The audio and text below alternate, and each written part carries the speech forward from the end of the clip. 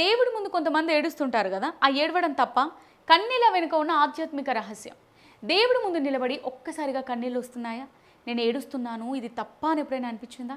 అయితే ఒక్క విషయం గుర్తు చేసుకోండి, దేవుడి ముందు కారే కన్నీళ్లకు భయం అవసరం లేదు. మనిషి అందరి ముందు తన బాధను దాచుకోవచ్చు, కానీ దేవుడి ముందు మాత్రం మనసు దాచుకోవాల్సిన అవసరమే లేదని భక్తి సంప్రదాయం చెబుతుంది.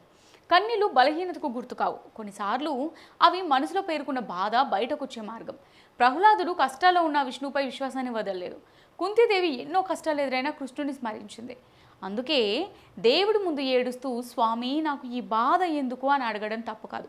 కానీ ఒక చిన్న మార్పు చేయండి, ఈ బాధను తట్టుకునే శక్తి నాకు ఇవ్వు అని కూడా అడగండి. ఎందుకంటే ప్రార్థన అంటే సమస్యలు రాకుండా చేయమని అడగడం మాత్రమే కాదు, సమస్య వచ్చినప్పుడు మనసు విరిగిపోకుండా ఉండే ధైర్యం అడగడం కూడా. దేవుని ముందు కన్నీళ్లు పెట్టుకున్న తర్వాత మనసు కాస్త తేలికగా అనిపిస్తే ఆ కన్నీళ్ళ కూడా ఒక ప్రార్థన కావచ్చు.